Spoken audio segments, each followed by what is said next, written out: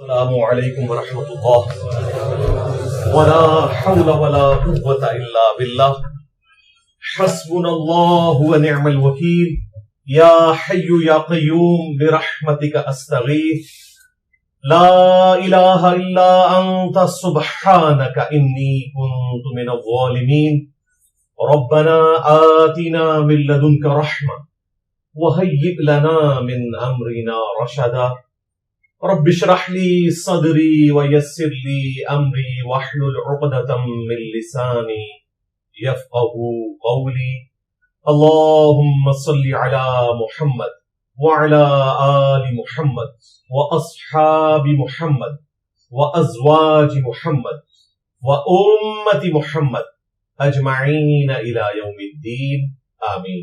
الحمد للہ رب العالمین والصلاة والسلام علی سید الانبیاء والمرسلین وعلی آلہ واصحابہ اجمعین الی یوم الدین.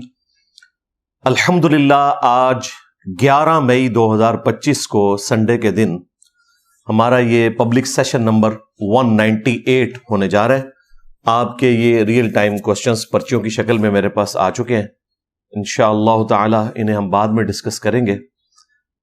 پہلے اس ویک کا کرنٹ افیئر، بلکہ کہنا چاہیے آلموسٹ کوئی پچھلے 1 مہینے سے انڈیا پاکستان کی جو کشیدگی ہے وہ پوری دنیا کے اندر ایک کریٹیکل افیئر بنی ہوئی ہے. اللہ کا شکر ہے کہ کل مائی باپ کے انٹروین کرنے سے، یعنی حضرت ٹرمپ حافظہ اللہ تعالی من الجنت والناس، تو سیز فائر ہو گیا الحمدللہ. ظاہر ہے جی بڑے ہیں، انہی کا حکم چلتا ہے. انڈیا ہمارے کہنے میں تو کوئی نہیں تھا، اس بدماشی سے پیچھے ہٹنے کے لیے وہ تیار نہیں تھا. اس میں پاکستان کی بھی دلیری ہے، لیکن ظاہر ہے کہ صرف دلیری سے کام نہیں بنتا جب تک کہ بڑے انوالو نہ ہو.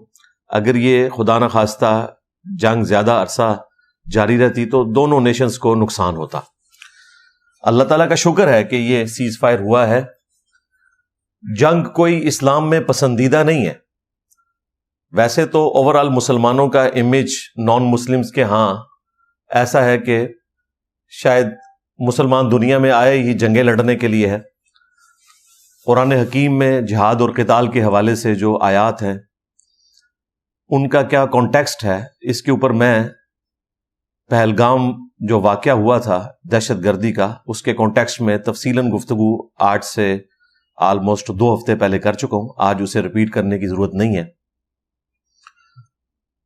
آج تو یوم تشکر ہے اس حوالے سے کہ الحمدللہ اللہ تعالیٰ نے اس جنگ کی مصیبت کو ٹال دیا، اور انا فتحنا لک فتحا مبینا، پاکستان کے لیے یہ ایک روشن فتح ہے اس اعتبار سے کہ پاکستان سے زیادہ ایک مضبوط ملک جس نے جان بوجھ کر ایک ایکٹیویٹی کریٹ کی، اب تو پوری دنیا کے سامنے وہ چیز آ چکی ہے.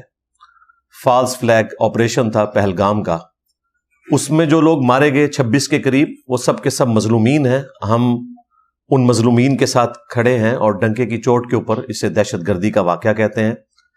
خدا نخواستہ یہ واقعہ پاکستان نے کروایا ہوتا تو بھی یہ دہشت گردی تھا، اس میں کوئی دوسری رائے نہیں ہے. اور میرا موقف جو ہے وہ ہمارے آڈینس بخوبی جانتے ہیں اس حوالے سے. اس کا ڈراپ سین جو ہے وہ کل 10 مئی 2025 کو جب پاکستان نے انڈیا کی مسلسل بدماشی کے جواب میں اپنا فوجی آپریشن لانچ کیا. ان کا فوجی آپریشن تھا سندور، اور پاکستان کی طرف سے جو لانچ ہوا بنیان مرصوص کے نام سے. یہ قرآن حکیم کی مشہور آیت سورہ الصف، سورت نمبر 61 کی آیت نمبر 4 ہے. اعوذ باللہ من الشیطان الرجیم، بسم اللہ الرحمن الرحیم. ان اللہ یحب الذین یقاتلون فی سبیلہ بے شک اللہ تعالیٰ ان لوگوں سے محبت کرتا ہے جو اس کی راہ میں قتال کرتے ہیں، لڑتے ہیں میدان جنگ میں. صفن کأنہم بنیان مرصوص، صفیں باندھ کر گویا کہ وہ ایک سیسا پلائی ہوئی دیوار ہے، ایک آہنی مضبوط دیوار ہے. اس طرح میدان جنگ میں وہ اترتے ہیں. تو یہ بنیان مرصوص، سیسا پلائی ہوئی دیوار، آہنی دیوار، یہ جو قرآن کا ورڈ ہے اس سے اس فوجی آپریشن کا نام رکھا گیا. اور ہمارے استاد ڈاکٹر اسرار صاحب رحمہ اللہ تعالی اکثر فرمایا کرتے تھے، خصوصاً سورہ الصف کی تفسیر میں انہوں نے بیان قرآن میں بھی یہ بات ذکر کی کہ قتال جو ہے یہ اسلام کا سمم بونم ہے، ہائیسٹ گڈ اسلام کی فلسفی کا جو کہ ریئلٹی ہے ایک، وہ قتال ہے کہ کوئی شخص اپنے اس دین کے ساتھ اتنا مخلص ہے کہ وہ اپنی جان ہتھیلی پر رکھ کر میدان جنگ میں اتر آتا ہے. اس سے بڑی تو چیز کوئی نہیں ہو سکتی کہ انسان اپنی سب سے قیمتی چیز اپنے رب کے لیے قربان کرتا ہے.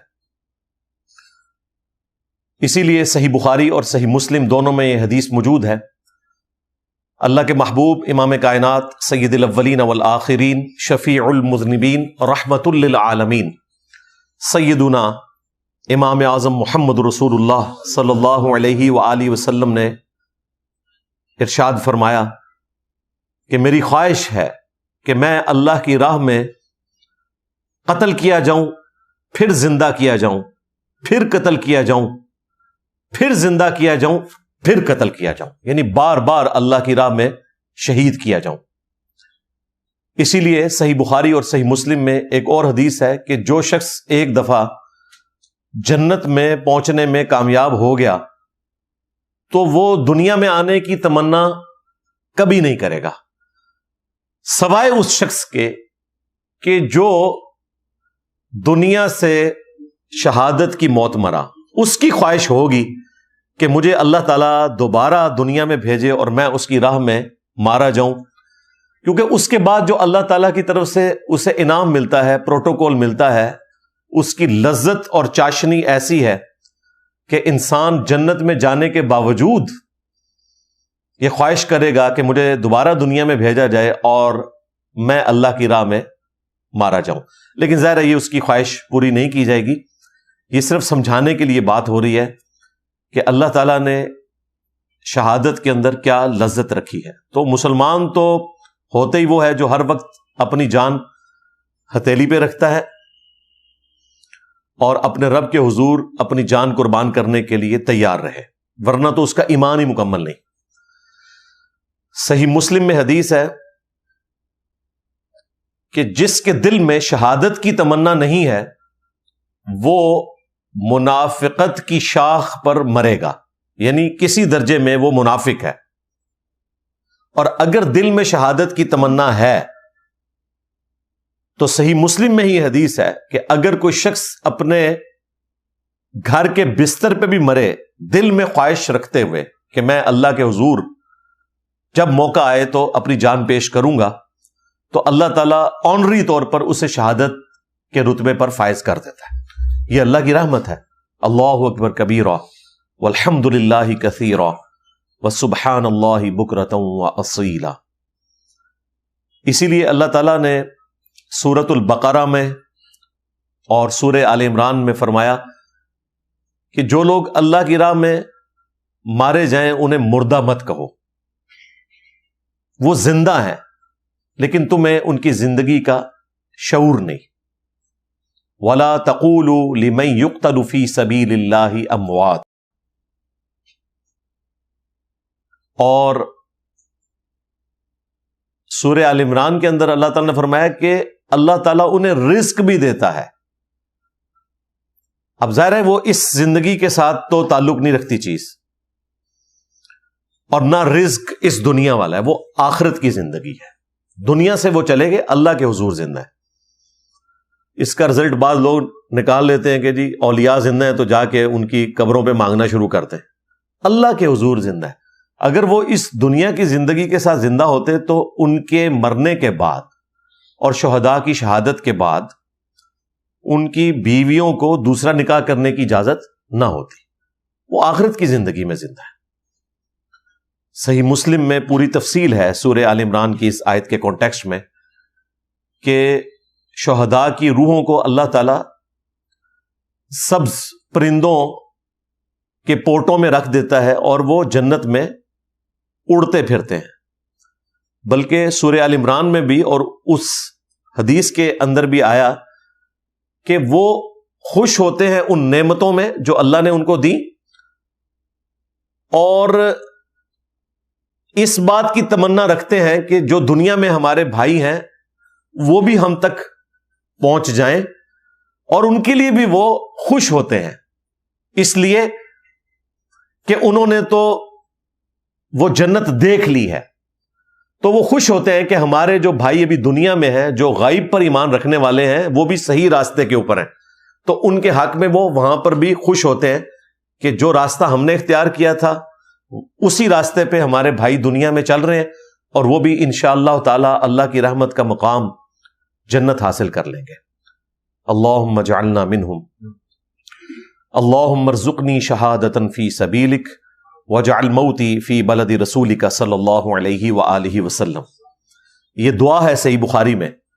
سیدنا عمر یہ دعا کیا کرتے تھے، اے اللہ مجھے اپنی راہ میں شہادت کی موت دینا اور رسول اللہ کے شہر مدینہ میں موت دینا صلی اللہ علیہ وآلہ وسلم. کیونکہ صحیح مسلم میں حدیث ہے جو مدینے میں مرے گا اس کے مصائب کے اوپر صبر کرے گا، قیامت والے دن میں اس کی شفاعت کروں گا. اللہم اجعلنا منہم. آمین. اللہم انا نسألک جنت الفردوس مع النبیین والصدیقین والشہداء والصالحین. آمین. بہرحال یہ اسلام کی ایک خوبصورتی ہے جس سے اسلام کے مخالفین ڈرتے ہیں، اور وہ یہ سمجھتے ہیں کہ شاید اسلام جو ہے وہ ہر وقت جہاد اور قتال کا ہی حکم دیتا ہے اپنے مخالفین کے خلاف. تو ایسا بالکل نہیں ہے. سورہ فتح میں اللہ تعالیٰ نے مسلمانوں کو اسپیسیفکلی یہ فرمایا کہ اللہ تعالیٰ نے کافروں کے ہاتھوں کو تم سے روک کر رکھا اور تمہارے ہاتھوں کو کافروں سے روک کر رکھا، باوجود اس کے کہ تمہیں اللہ تعالیٰ نے طاقت بھی دے دی تھی ان کے اوپر صلح حدیبیہ کے موقع کے اوپر. تو اللہ تعالیٰ کو جنگ کو پسند نہیں فرماتا، لیکن جس طرح ایک شخص جب تکلیف میں ہوتا ہے تو ایز اے لاسٹ ریزارٹ اس کا آپریشن کرنا پڑتا ہے، اور اس کے لیے ظاہر ہے کٹ بھی لگانا پڑتا ہے. آپ انستھیزیا بھی دے دیں تب بھی بعد میں اس زخم کی کیورنگ کے دوران جو تکلیف کاٹنی پڑتی ہے ایک مریض کو وہ کاٹنی پڑے گی، لیکن اس کے بعد ایک لمبی آسائش آ جاتی ہے. عورت کو اللہ تعالیٰ پریگنینسی کی تکلیف سے گزارتا ہے، ڈلیوری کی تکلیف سے گزارتا ہے، لیکن اس کے بعد ایک لمبا آرام اولاد کی شکل میں نعمت عطا ہوتی ہے. تو یہ اللہ تعالیٰ کا قانون قدرت ہے کہ ان مع العسر یسرا، ہر مشکل کے ساتھ آسانی جڑی ہوئی ہے، لیکن وہ مشکل کاٹنے کے بعد. صحیح بخاری اور صحیح مسلم دونوں میں حدیث موجود ہے کہ اللہ کے محبوب صلی اللہ علیہ وآلہ وسلم نے فرمایا کہ کبھی بھی کافروں کے خلاف جنگ کے لیے خود سے دل میں تمنا نہ رکھو کہ لازماً کوئی جنگ ہو جائے، بلکہ اللہ سے عافیت کا سوال کرو کہ جنگ ٹل ہی جائے. لیکن ایز اے لاسٹ ریزارٹ اگر جنگ کرنی پڑ جائے تو پھر ثابت قدم رہو، اور یاد رکھو جنت تلواروں کے سائے کے نیچے ہے. ظاہر ہے اس زمانے میں تلواریں تھی، آج آپ اسے بندوق کہہ سکتے ہیں، اور اسی طریقے سے جو بھی لیٹسٹ اسلحہ ہے.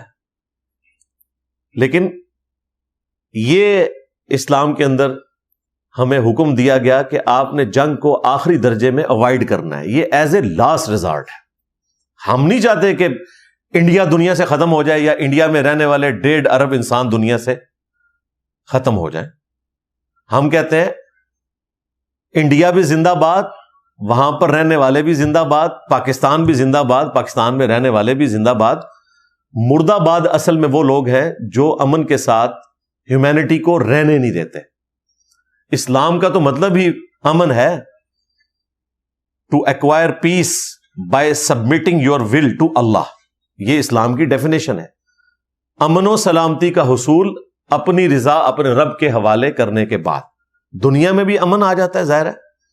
جب آپ اللہ کی مرضی کی زندگی گزارتے ہیں تو پھر آپ کسی انسان کو تکلیف نہیں دیں گے، حقوق العباد کا مکمل خیال رکھیں گے، حقوق اللہ کا خیال رکھیں گے. یہاں پر بھی آپ کے لیے امن ہے اور آخرت کی زندگی میں بھی انشاءاللہ تعالی امن ہے. ربنا آتینا فی الدنیا حسنہ وفی الآخرۃ حسنۃ وقنا عذاب النار. اے اللہ ہمیں دنیا میں بھی بھلائیاں عطا فرما اور آخرت میں بھی بھلائیاں عطا فرما، اور آخرت کی سب سے بڑی بھلائی کہ ہمیں عذاب جہنم سے، آگ کے عذاب سے بچا لے. آمین. اسلام میں ایک انسان کا قتل بھی پوری انسانیت کا قتل ہے. سورۃ المائدہ کی آیت نمبر 32 میں آیا کہ دو ہی استثناء ہیں، دو ہی ایکسیپشنز ہیں.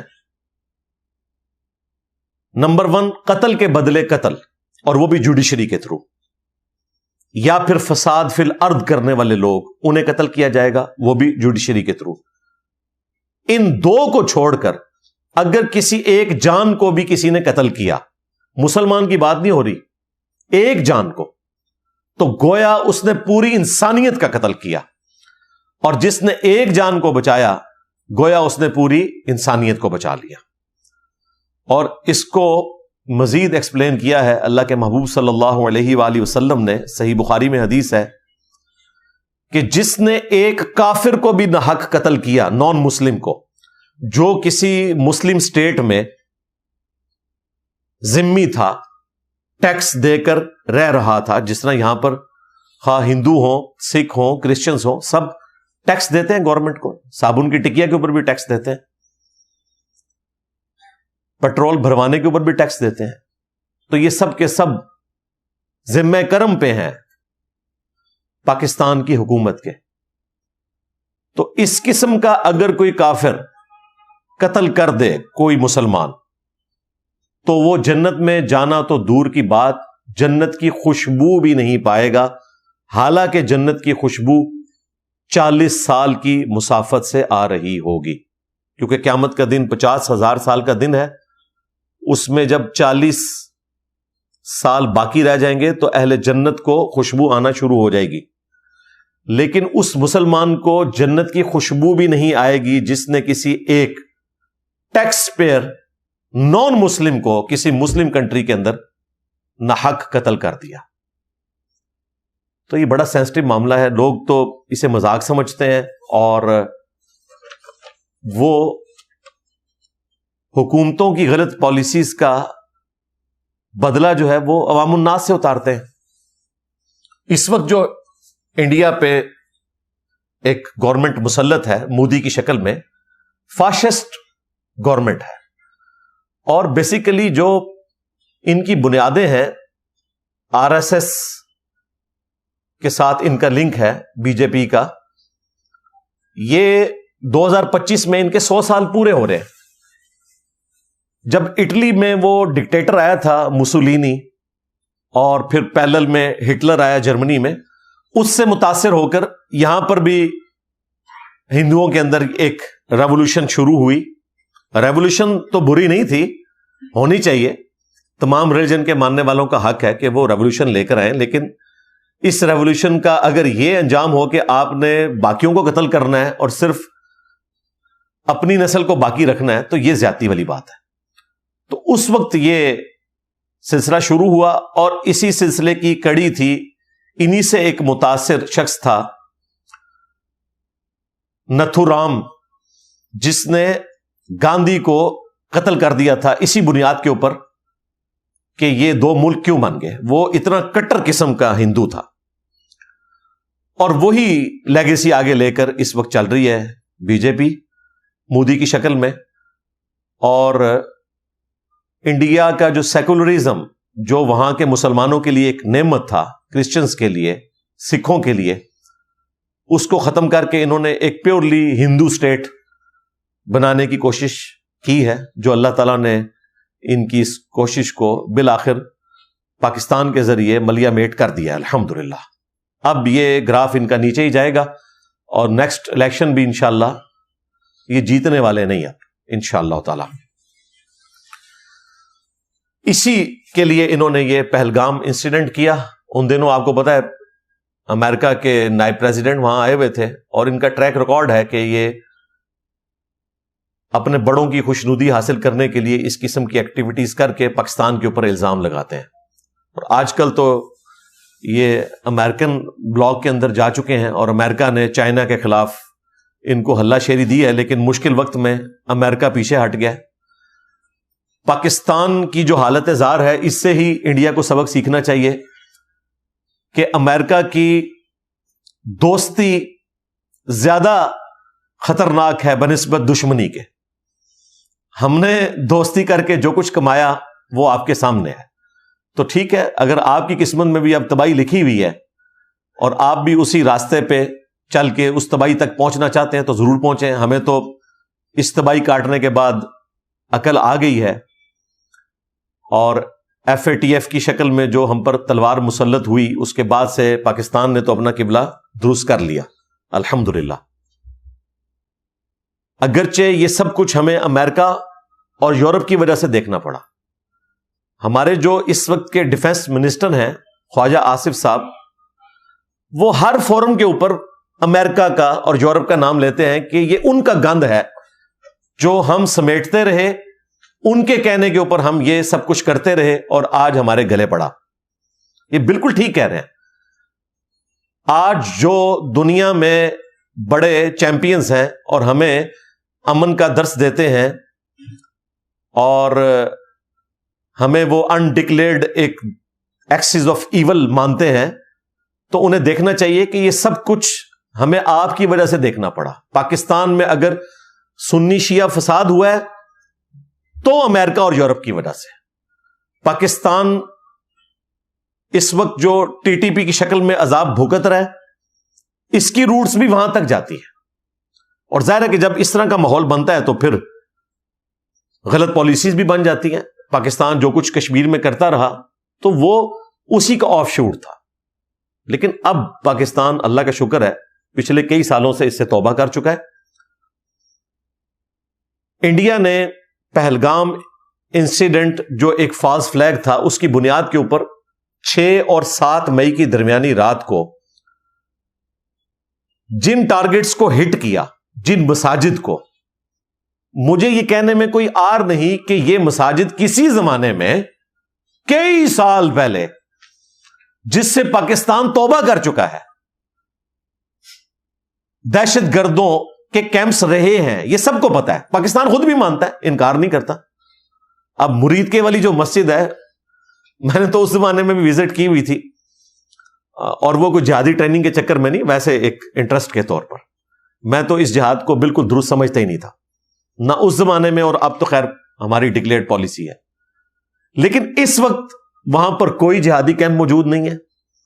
پاکستان نے جہاد والی یہ ٹوٹی نہ صرف بند کر دی ہے بلکہ توبہ کر لی ہے، اور پاکستان اب شریفوں کی طرح زندگی گزارنا چاہتا ہے، لیکن یہ بدماش دوبارہ سے پاکستان کو اس طرف دھکیلنا چاہتے ہیں۔ اور انشاءاللہ تعالی پاکستان کو یہ سمجھ آ گئی ہے کہ ان چیزوں کا نقصان ہوتا ہے، وقتی طور پر کوئی فائدہ حاصل ہو جائے لیکن ان دا لانگ ٹرم نقصان ہوتا ہے۔ ان کو پتا تھا کہ یہ جگہ اٹیک ہو سکتی ہیں، اس لیے پاکستان نے 1-2 دن پہلے جو نیوٹرل صحافی تھے ان کو باقاعدہ وہ جگہ وزٹ کروائی ہیں کہ آپ دیکھیں یہاں پر کوئی جہادی ٹریننگ ہو رہی ہے، کوئی نظر آ رہی ہے آپ کو چیز، کیونکہ پاکستان کو پتا تھا کہ انہوں نے اس کے بعد اٹیک انہی جگہوں پہ کرنا ہے۔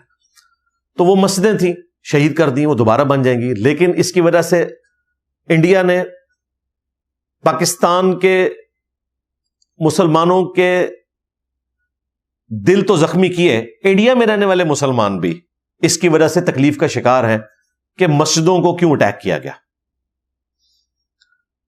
یہ کوئی طریقہ نہیں تھا، جبکہ آپ کو پتا تھا کہ اب وہاں پر اس طرح کی کوئی ایکٹیویٹی نہیں، کسی زمانے میں تھی تو کسی زمانے میں تو آپ بھی بہت کچھ کرتے رہے اور آپ تو آج تک کر رہے ہیں.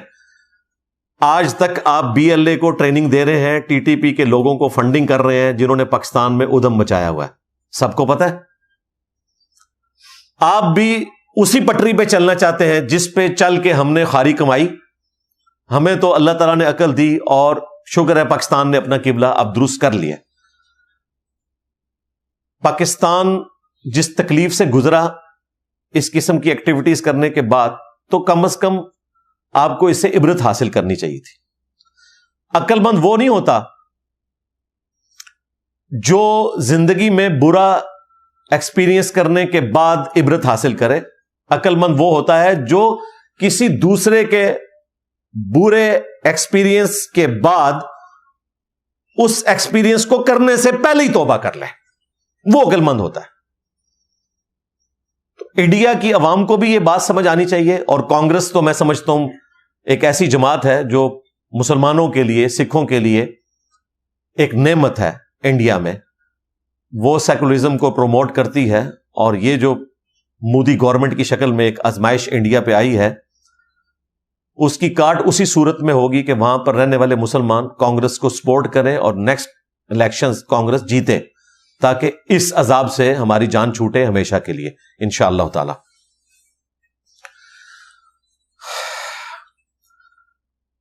رات کو امریکن صحافی CNN کے اوپر, BBC کے اوپر مختلف صحافیوں نے باقاعدہ طور پر یہ بات ایڈمٹ کی ہے کہ پاکستان نے جو یہ فوجی آپریشن لانچ کیا بنیان مرصوص, اس کی وجہ سے انڈیا بیک فٹ کے اوپر گیا ہے. ورنہ اس سے پہلے انڈیا رک نہیں رہا تھا. آپ نے دیکھا 6 اور 7 مئی کی درمیانی رات کو انہوں نے پاکستان کے اوپر 9 کے قریب اٹیک کیے, اور اس کے بعد تقریباً 70-80 ڈرونز اگلے دن آئے, اور وہ بھی اسرائیلی ساخت کے تھے. اسرائیل کو وہاں جا کر سبق سکھانے کی اب ضرورت ہی نہیں ہے, اسرائیل خود یہاں خاری کاٹنے کے لیے انڈیا کی سپورٹ میں آ گیا. تو پاکستان نے صبر کا مظاہرہ کیا. پاکستان کی کوشش تھی کہ دنیا کے جو بڑے ملک ہیں وہ بیچ میں پڑ کے اس معاملے کو ٹھنڈا کریں, اور بالکل ٹھیک کیا. یہاں پہ جو چند جذباتی قسم کے صحافی تھے, کچھ تو جینوئنلی میں سمجھتا ہوں کہ پاکستان کی محبت میں ایسی بات کر رہے تھے کہ پاکستان جواب دے, فوراً دے, اور کچھ جو ہیں وہ اپنے پولیٹیکل گینز کی خاطر ایک خاص سیاسی جماعت کے ساتھ جو کچھ ہوا پچھلے کچھ عرصے میں اس کا غصہ نکالنے کے لیے پاکستانی فوج کو اس طرح کرٹیسائز کر رہے تھے. پاکستان نے جو کچھ کیا یہی کچھ کرنا چاہیے تھا, آخری درجے تک رکنا چاہیے تھا, کیونکہ آپ عام انسان تو صرف تصویر کا ایک رخ دیکھ رہے ہوتے ہیں. پاکستان کے بنتے ہی ہمارے ساتھ جو سب سے بڑی کمزوری اٹیچ ہے نا دنیا کی نظر سے, وہ ہمارا ایک اسلامک کنٹری ہونا ہے. اس کی وجہ سے پاکستان دنیا کے جو بڑے بڑے کنٹریز ہیں ان کی آنکھوں میں چبھتا ہے. وہ ہمارے اٹامک بم کو اسلامک بم کہتے ہیں, اور آئے دن وہاں اس قسم کی باتیں ہوتی ہیں کہ یہ دہشت گردوں کے ہاتھ لگ گئے بم تو پھر دنیا کا امن خراب ہو جائے گا. ایسی صورتحال کے اندر پاکستان کو بالکل پیسے موڈ میں ہی رہنا چاہیے تھا, اور الحمدللہ پاکستان نے ثابت کیا ہے کہ پاکستان ایک پرامن کنٹری ہے, اور اس کے کوئی ایسے عزائم نہیں ہیں جو دنیا ہماری طرف منسوب کرتی ہے. اگر اس قسم کے کوئی عزائم ہیں تو وہ انڈیا کے ہیں. تو انہوں نے آخری درجے تک صبر کیا. پھر جب یہ 9 اور 10 مئی کی رات کو انہوں نے آخری 3 اٹیک کیے ہماری ایئر بیسز کے اوپر, راولپنڈی میں, شورکوٹ میں اور چکوال میں, تو اس کے کچھ گھنٹوں کے بعد ہی پاکستان نے پھر ان کو جواب دیا, کیونکہ وہ ایک ریڈ لائن تھی اس اعتبار سے کہ اب شاید نہ تو انڈیا پیچھے ہٹنے کے لیے تیار ہے, کیونکہ شاید ان کو ان کے بڑوں نے کوئی امید دلائی ہوئی تھی کہ آپ کو یہاں پہ نیا چیمپئن بنا کے ہم لانچ کریں گے چائنا کے مقابلے پر, یعنی کہ امریکہ اور اسرائیل اس کی سپورٹ پہ. تو پاکستان کو سمجھ آ گئی کہ یہ لاتوں کے بھوت ہیں, یہ باتوں سے نہیں مانیں گے. ٹارگٹس تو پہلے ہی پاکستان نے وہ 26 کے قریب لاک کیے ہوئے تھے، لیکن انتظار تھا کہ ورلڈ وار 2 کے بعد جو UNO منظر عام پر آئی اور 5 جو سیکورٹی کونسل کے مستقل ارکان ہیں جن کے پاس ویٹو پاور ہے، امریکہ، UK، فرانس، رشیا اور چائنا کی بات تو خیر انڈیا نے نہیں ماننی تھی، لیکن ایٹ لیسٹ امریکہ اور یورپ کو تو سامنے آنا چاہیے تھا اور ثالثی کروانی چاہیے تھی۔ UNO بنی اس لیے تھی کہ اب نیشن سٹیٹس جو ہیں ان کی باؤنڈریز ڈرا ہو چکی ہیں، اب کوئی ملک دوسرے ملک سے اس کی جگہ نہیں چھینے گا، اور یہ قومی ریاستیں اب اسی طریقے سے کنٹینیو کریں گی۔ اب وہ جو ایک امپائرز والا سلسلہ تھا وہ ختم ہو چکا، کہ جس میں ایک امپائر دوسری امپائر کے جو ایریا ہے ان کو چھین لیتی تھی اور اپنی امپائر میں اضافہ کرتی تھی۔ تو وہ چیزیں تو الحمدللہ 20ویں صدی میں ختم ہو چکی، اور اسے انشور کیا UNO نے، اور اس میں بھی 5 بڑی طاقتوں نے، چونکہ انہوں نے ورلڈ وار 2 جیتی تھی، اور انڈکلیئرڈ اس وقت دنیا کے حکمران وہی ہیں۔ ہمیں ویسے وہم ہوتا ہے کہ ہم بالکل کوئی آزاد ہیں، بالکل آزاد نہیں ہے، کیونکہ ورلڈ وار 2 کے بعد مسلمانوں نے کوئی ایسی جنگ نہیں جیتی جس کے بعد یہ ورلڈ کپ ہمارے ہاتھ میں آیا ہو۔ ابھی تک 5 سپر پاورز ہی دنیا کے نظم کو چلاتی ہیں، آپس میں وہ ایک دوسرے کے ساتھ جو کچھ کرتی رہیں وہ ایک الگ معاملہ، کسی چھٹے ملک کو بیچ میں انٹر نہیں ہونے دیتے۔ ورنہ اگر آپ مجھ سے پوچھیں، میں نے کئی ایک ویڈیوز میں کہا کہ 1/5 آف ورلڈ انڈیا میں رہ رہا ہے، 1.5 ارب انسان۔ انڈیا کی آبادی اس وقت چائنا کو کراس کر چکی ہے، دنیا میں پہلے نمبر پہ ہے، لیکن دیکھ لیں ان کے پاس ویٹو پاور نہیں ہے، کیونکہ یورپ اور امریکہ سمجھتے ہیں کہ یہ ہمارے غلام ہیں، گریٹ برٹن سے آزادی لی ہوئی ہے، غلام ہمارے ساتھ کیسے بیٹھ سکتے ہیں؟ تو وہ ہم سے نفرت کرتے ہیں، اور مستقبل میں بھی اسی طریقے سے چلے گا۔ خام خواہ انڈیا کو کسی نے پھونک چڑھائی کہ جی شاید اب امریکہ کی نظروں میں آپ کا کوئی مقام ہے، تو آپ کو ہلا شیری دی اور آپ چڑھ دوڑے۔ پاکستان نے جو 10 مئی 2025 کو بنیانم مرصوص کے نام سے فوجی آپریشن لانچ کیا، تو اس کا رزلٹ آپ نے چند گھنٹوں میں دیکھا ہے، اور وہ اتنا ایکوریٹ حملہ تھا پاکستان کی طرف سے کہ انڈیا ایکسپیکٹ نہیں کر رہا تھا کہ پاکستان کے پاس ایسی ٹیکنالوجی موجود ہے کہ وہ انڈیا کو اس طریقے سے ناکو چنے چبوا سکتے ہیں۔ اس میں کریڈٹ چائنا کو جاتا ہے، ظاہر ہے پاکستان کی مدد چائنا نے کی ہے، اور یہ جو ٹیکنالوجی پاکستان نے اپ گریڈ کی ہے وہ چائنا کی مدد سے کی ہے، یہ تو سب کو پتا ہے، ایک اوپن سیکرٹ ہے، اور اب مستقبل میں تو اس سے زیادہ معاملات ہوں گے انشاءاللہ تعالی۔ اور انڈیا کی اس ایکٹیویٹی کی وجہ سے چائنا کی تو لاٹری نکل آئی ہے، دنیا تو کہہ رہی ہے کہ اب ہم چائنا سے ان کے جہاز خریدیں گے کہ جنہوں نے اس وقت جو ٹاپ کا جہاز تھا رافیل فرینچ ٹیکنالوجی اسے فیل کر دیا۔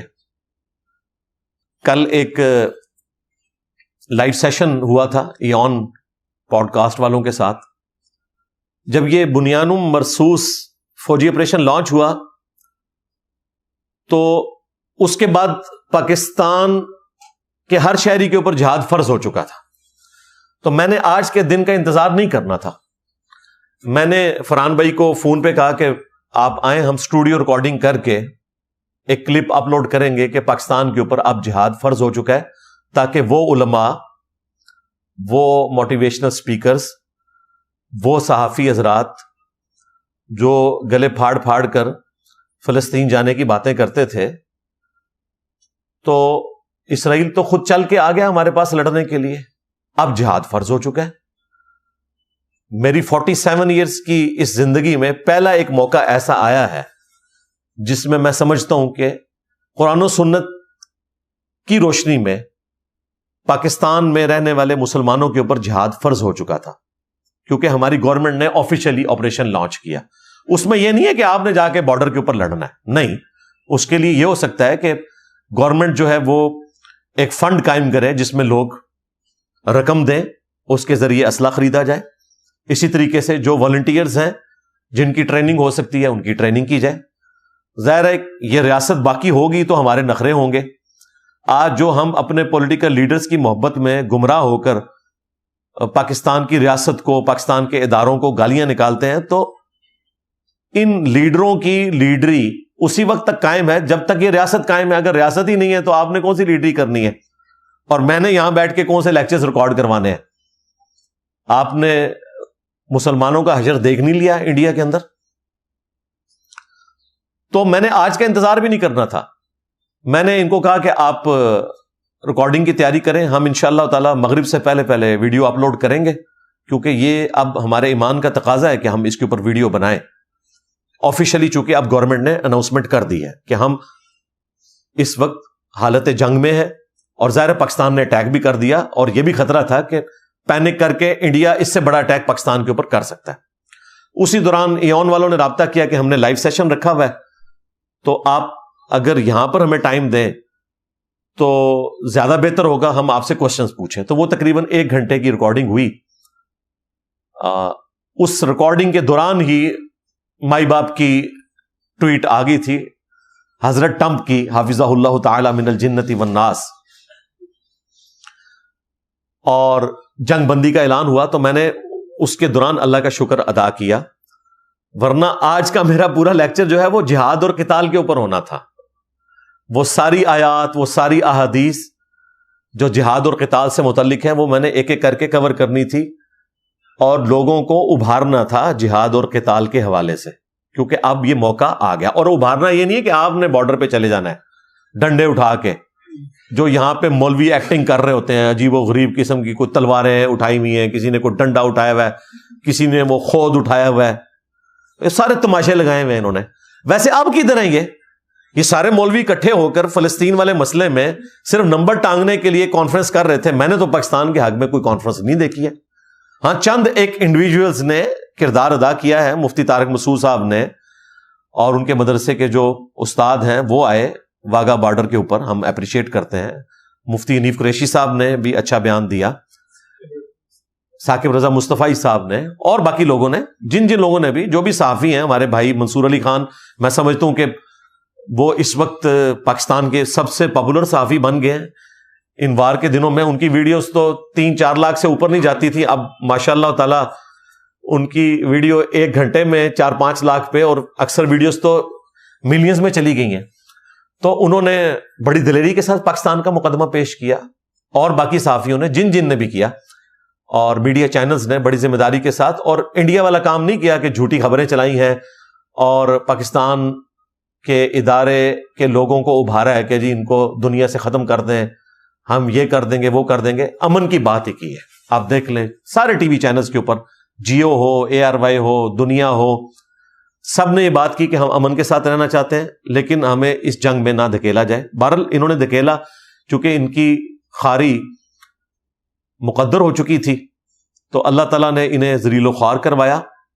پہلے جو پاکستان کے J-10C طیاروں نے رافیل کے ساتھ جو کچھ کیا، وہ ایون کی پوڈ کاسٹ میں امان اللہ بھائی نے کہا کہ جی وہ آپ نے امید ہے کل وہ شعر پڑھنا ہے.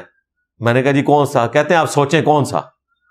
تو پھر میں نے کہا میرے ذہن میں تو یہی آ رہا ہے کہ J-10C جیسا ہے ہی کوئی نہیں، ہاں تیرے رافیل تھے شاہ ہی کوئی نہیں. تو وہ کہتے ہیں ہاں بالکل آپ صحیح پہنچے. یہ ہمارا آج کا رجز ہے الحمدللہ. اس میں ٹیکنالوجی کا بھی کمال ہے اور پاکستان کے پائلٹس کا بھی کمال ہے کہ ٹریننگ کے بغیر تو ظاہر ہے آپ اچھے سے اچھی گاڑی بھی کسی اناڑی ڈرائیور کے سپرد کر دیں تو وہ ٹھوک دے گا. تو ٹریننگ پلس ٹیکنالوجی اس نے پاکستان کو فتح دلائی. ادروائز انڈیا تو کچھ اور سوچے بیٹھا تھا. اور مجھے یہ بات کہنے میں کوئی آر نہیں ہے، خصوصاً ان لوگوں کے لیے جس میں ہمارے یہ ڈیفینس منسٹر صاحب بھی کسی زمانے میں شامل تھے. انہوں نے پارلیمنٹ میں ایک دفعہ تقریر کی تھی کہ پاکستانی فوج نے آج تک کوئی جنگ جیتی نہیں ہے. تو آج تو خیر وہ پاکستان کی فوج کے حق میں بولتے ہیں اور ظاہر ڈیفینس منسٹر ہیں. ان کے لیے اسپیشلی پیغام، اور باقی لوگوں کے لیے بھی، کہ اس دفعہ پاکستان نے الحمدللہ نہ صرف جنگ جیتی ہے بلکہ پوری دنیا کو بتایا ہے کہ اسے کہتے ہیں جنگ جیتنا.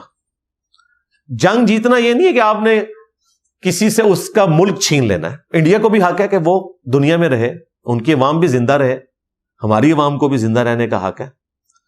جو انہوں نے پاکستان کے خلاف سازش کی تھی اس کو الحمدللہ پاکستان کی ریاست نے, ہماری افواج نے ناکام بنا دیا. یہ بھی فتح ہے.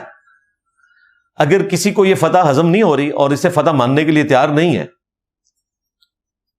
اپنے بغض کی وجہ سے, تو میں اسے بتاؤں گا کہ حضرت خالد ابن ولید رضی اللہ تعالیٰ عنہ کو جو آپ سیف اللہ کہتے ہیں جس جنگ کی بنیاد کے اوپر, تو خالد ابن ولید رضی اللہ تعالیٰ عنہ نے بھی وہ جنگ اس طرح تو نہیں جیتی تھی غزوہ موتا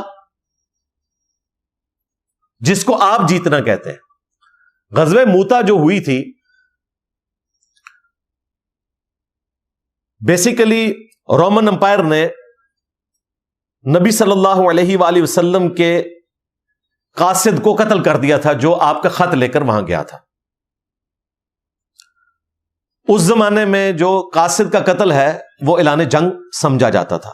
تو اس کے ریونج میں نبی علیہ السلام نے سیدنا زید ابن حارثہ کی قیادت میں لشکر روانہ کیا اور آپ نے نصیحت کی کہ اگر زید شہید ہو جائے تو پھر جعفر طیار کو اپنا امیر چن لینا, وہ بھی شہید ہو جائے تو عبداللہ بن رواحہ کو, اور وہ بھی شہید ہو جائے تو پھر اپنی مرضی سے چن لینا. صحابہ کو سمجھ آ گئی کہ یہ تینوں اب جنتوں میں ہی جائیں گے, اور ایسا ہی ہوا. صحیح بخاری میں موجود ہے, نبی علیہ السلام کو اللہ تعالیٰ نے وہ منظر دکھایا کئی 100 کلومیٹرز دور سے مسجد نبوی میں بیٹھے ہوئے, آپ کی مبارک آنکھوں سے آنسو جاری ہیں کہ میرا زید شہید ہو گیا, میرا جعفر شہید ہو گیا, میرا عبداللہ شہید ہو گیا, اور اب مسلمانوں نے اللہ کی تلواروں میں سے ایک تلوار کے ہاتھ کے اوپر بیعت کر لی ہے, اسے امیر چن لیا ہے. میں اللہ سے امید کرتا ہوں کہ اللہ تعالیٰ اس کے ہاتھوں پر فتح دے گا. تو فتح کیا ہوئی تھی؟ فتح صرف یہ ہوئی کہ چونکہ سامنے سے لاکھوں کی تعداد میں فوج آ گئی تھی, مسلمان چند ہزار تھے. حضرت خالد ابن ولید رضی اللہ تعالیٰ عنہ بڑی ہوشیاری سے اپنی اس فوج کو ریٹریٹ کر کے بچا کے واپس آنے میں کامیاب ہو گئے. یہ فتح ہوئی تھی. یہ نہیں ہوا تھا کہ رومن امپائر بھاگ گئی تھی, یہ ذہن میں رکھیے گا. یہی وجہ ہے کہ پھر اگلے سال نبی علیہ السلام غزوہ تبوک پہ گئے تھے, کیونکہ وہ جنگ تو انکمپلیٹ تھی. اس وقت ہماری جیت یہی تھی کہ لاکھوں کی فوج کے مقابلے پہ چند ہزاروں کو بجائے شہید کروانے کے حکمت عملی سے حضرت خالد ابن ولید بچا کے واپس لے آئے. کیونکہ مسلمانوں کو نہیں پتا تھا اتنی بڑی فوج سامنے سے آ جائے گی. اس زمانے میں علم غیب نہیں ہوتا تھا, اور نہ وہ بابے ہوتے تھے جو لیزر مار کے اڑا دیتے تھے ہر چیز. ہاں, پھر غزوہ تبوک کے موقع پر نبی علیہ السلام جب خود بنفس نفیس تشریف لے گئے, اگرچہ اس جنگ کے موقع کے اوپر بھی ریشو پروپورشن بہت ڈسٹرب تھا. یہاں صحابہ کرام 30,000 تھے, سامنے 1.5 سے 2 لاکھ کی فوج تھی. لیکن چونکہ اللہ کے نبی موجود تھے, کیسر روم جو ہے وہ سمجھ گیا تھا کہ اب ہم نے نہیں بچنا, ورنہ یرموک اسی دن ہو گئی تھی. غزوہ تبوک نے ہی یرموک ثابت ہونا تھا. تو وہ بارڈر چھوڑ کے بھاگ گیا. اس کی وجہ سے مسلمانوں کی ایسی دھاک بیٹھی کہ عرب قبائل جو اس بارڈر پہ آباد تھے انہوں نے مسلمانوں کے ساتھ ایگریمنٹ کر لیا, اور نبی علیہ السلام 40 دن تک وہاں بیٹھے رہے. کسی کی جرت نہیں ہوئی کہ وہ لڑنے کے لیے آئے. پھر عرب کے قبائل نے آپ کے ساتھ معاہدے کیے کہ ہم یا تو آپ کا ساتھ دیں گے رومن امپائر کے خلاف, یا ہم پھر ایٹ لیسٹ نیوٹرل رہیں گے. یہ بہت بڑی کامیابی تھی. اور پھر اللہ تعالیٰ نے اس کا عروج دکھایا سیدنا ابوبکر اور عمر کے دور کے اندر رضی اللہ عنہما علیہم السلام. تو اس اعتبار سے یہ بھی جیت ہے بھائی. میں جن کے دماغ میں کوئی کیڑا ہوتا ہے نا وہ میں نے نکال دیا کہ اگر یہ پاکستان کی جیت نہیں ہے تو پھر غزوہ موتا حضرت خالد ابن ولید کی کوئی جیت نہیں ہے. لیکن اس کو تو سارے جیت مانتے ہیں, اس کی وجہ سے انہیں سیف اللہ بھی کہا جاتا ہے. تو ساری چیزیں اگر آپ کے سامنے ہوں گی تو پھر آپ کو بات سمجھنا آسان ہوگی. یہ الحمدللہ پاکستان کی جیت ہے, اور سب کانٹیننٹ کا فیوچر اب اس جنگ کے بعد طے ہوگا انشاءاللہ تعالی. جو انڈیا ایک بدماشی کرنا چاہ رہا تھا اور یہاں پر ایک سپریم لیڈر بننے کی کوشش کر رہا تھا, تو وہ اس کا سارا پروگرام تو مر گیا. سیدھی سی بات ہے. اللہ کے فضل سے اللہ تعالیٰ نے مسلمانوں کی مدد فرمائی. چائنا کو ڈائریکٹلی بینیفٹ اس اعتبار سے ہو گیا کہ ان کی ٹیکنالوجی اب دنیا میں لی جائے گی. ظاہر ہے کہ اب انڈیا کو تو رافیل لینے پڑیں گے کیونکہ انہوں نے بکنگ کروائی ہوئی ہے. باقی جو بچنے والی اقوام ہیں وہ اب J-10C اور JF-17 تھنڈر وہی خریدیں گے. تو چائنا کو فائدہ ہوا, اور میں چائنا کا سب سے زیادہ شکریہ ادا کروں گا اس پورے کانٹیکسٹ میں. اس کی وجہ یہ ہے کہ چائنا کے بغیر ہم یہ جنگ جیت نہیں سکتے تھے. ابھی تو کئی چیزیں بعد میں کھلیں گی نا کہ کہاں کہاں چائنا نے مدد کی. چائنا کی جو ڈکلیئرڈ پالیسی تھی اس سے ہٹ کر ان 80 سالوں میں آلموسٹ آپ سمجھ لیں پہلی دفعہ ہوا ہے کہ چائنا کھل کر کسی ملک کی حمایت میں سامنے آیا. ورنہ وہ ہمیشہ صرف ایک مورل سپورٹ ہی کرتے ہیں, یا کبھی پاکستان کے خلاف کوئی قرارداد آ رہی ہو تو ویٹو کر دیتے ہیں. اس طرح کی اسسٹنس پرووائڈ کرنا کہ آپ کو لیٹسٹ طیارے دیے جائیں, پھر لڑنے کے لیے سب کچھ جو جاسوسی کے پوائنٹ آف ویو سے آپ کو ریکوائرڈ ہے وہ بھی دیا جائے, یہ سارا کچھ پاکستان خود جیت نہیں سکتا تھا. اللہ تعالیٰ نے اسباب پیدا کیے, اللہ تعالیٰ جزائے خیر دے جی. اللہ تعالیٰ ان کو اس کی برکت سے ایمان کی دولت سے مشرف فرمائے. CNN اور BBC کے اوپر صحافیوں نے آ کے خود ایڈمٹ کیا ہے کہ پاکستان نے جو بنیانم مرصوص آپریشن لانچ کیا اس کی وجہ سے بیک فٹ کے اوپر گیا ہے انڈیا. اگرچہ کوششیں پہلے سے ہی شروع ہو گئی تھی, محمد بن سلمان کا بھی اس میں کردار ہے. اسی لیے آپ نے دیکھا کہ محمد بن سلمان کے جو سب سے قریبی وزیر ہیں وہ 2 راتیں پہلے ہی انڈیا آ چکے تھے اور وہاں پہ گفتگو مسلسل جاری تھی. لیکن انڈیا جو ہے وہ اپنے اس خمار میں تھا, ماننے کے لیے تیار ہی نہیں ہو رہا تھا, کیونکہ جب تک ان کو وہ لات نہ پڑتی پاکستان کی طرف سے تو ان کا دماغ ٹھکانے نہیں آنا تھا. جب 10 مئی کو پاکستان نے آپریشن کیا پھر انہوں نے ریکویسٹ کی ہے. یہ ہے اصل بات, یہ انڈیا کی ریکویسٹ کے اوپر جنگ روکی گئی ہے. پاکستان نے امریکہ کو ریکویسٹ نہیں کی کہ آپ جنگ رکوائیں. پاکستان کی ایک خواہش تھی پہلے کہ بڑے بیچ میں پڑ کے اس جنگ کو روکیں, لیکن انڈیا نہیں رک رہا تھا. جب پاکستان نے دیکھا یہ رکنے والا نہیں ہے اور ایز اے لاسٹ ریزارٹ بنیانم مرصوص آپریشن لانچ کیا تو انڈیا کو سمجھ آ گئی کہ پاکستان نے ہمیں ٹیکنالوجی میں اب فیل کر دیا ہے. جو ہم خواب دیکھ رہے تھے وہ تو چکنا چور ہو گیا. پھر انہوں نے ریکویسٹ کی, اور یہ بات میں نہیں کہہ رہا, CNN پہ بیٹھے ہوئے کریڈیبل صحافی, BBC پہ بیٹھے ہوئے صحافی کہہ رہے ہیں, یہ پاکستان کے صحافی یا انڈیا کے صحافی نہیں ہے. انہوں نے اس خبر کو ڈسکلوز کر دیا ہے کہ یہ انڈیا کی ریکویسٹ کے اوپر. اور آپ نے دیکھا ہے وہ ہماری سسٹر صوفیہ قریشی جو وہاں پہ کرنل ہیں, جو بریفنگ دے رہی ہوتی ہیں, ان کی ٹون بالکل چینج ہو چکی تھی. انہوں نے کہا کہ اگر پاکستان اس سے آگے نہ بڑھے تو ہم بھی سیز فائر کرنے کے لیے تیار ہیں. یعنی سارا کام ڈالنے کے بعد وہ کہہ رہے تھے کہ آپ لوگ جواب نہ دیں تو ہم سیز فائر کرنے کے لیے تیار ہیں. تو وہ جو انہیں جواب ملا ہوا تھا نا, وہ ٹون بتا رہی تھی کہ بیک فٹ پہ ہی جا رہے ہیں. لیکن ظاہر ہے فیس سیونگ چاہ رہے تھے اور وہ امریکہ کی شکل میں آ گئی. دیکھ لیں طاقت ہے یہ. اب غوث وقت تو پھر امریکہ ہے نا بھائی. ہاں, وہ کتنے جو بابے بم پھڑنے والے, کسی بابے کا شہر نہیں جے بچیا. کراچی سمندر روکیا سی نا, کتنے گئے بابا جی؟ لاہور والے بابا جی کتنے جے؟ تو اللہ کا شکر ہے بابے فیل ہو گئے. ہم نے پہلے بھی کہا تھا 1965 کی جنگ میں بھی جو آپ کو جھوٹ بولا گیا کہ وہ چولے پہن کر بابے جو ہیں وہ بم کیچ کرتے تھے, اور وہاں پہ بھی جھوٹ بولا گیا. انہوں نے تو باقاعدہ وہ بم بھی سنبھال کے رکھے ہوئے ہیں کہ ہماری دیویوں نے پکڑے, نہ ان کی دیویاں کام آئی نہ یہ بابے کام آئے. اس طرح کچھ نہیں ہوتا.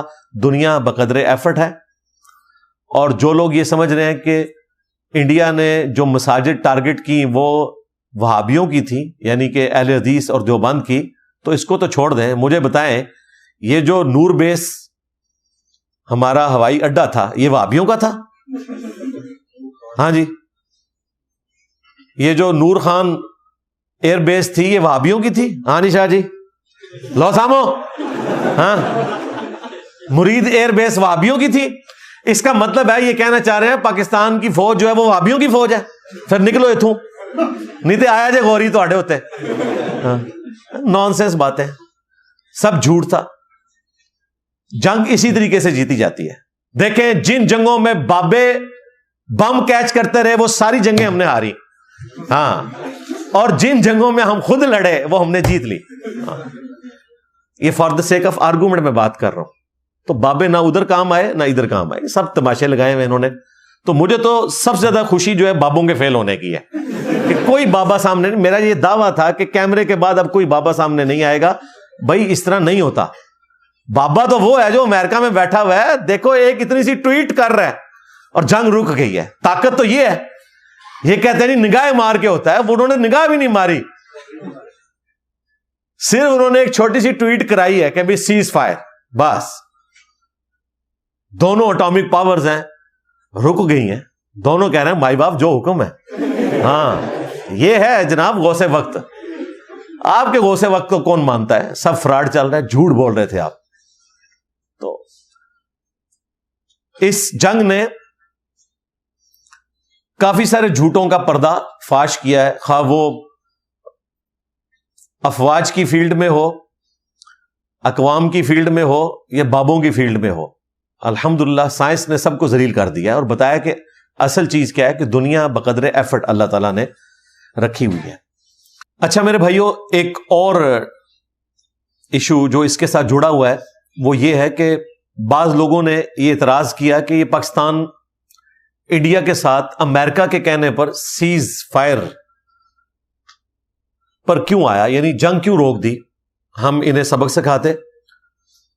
تو شرعی اعتبار سے یہ بات بھی سمجھ لیں کہ سورۃ الانفال میں اللہ تعالیٰ نے فرمایا کہ اگر دوران جنگ تمہارا دشمن صلح کی آفر کرے تو اس صلح کی آفر کو قبول کر لینا ہے.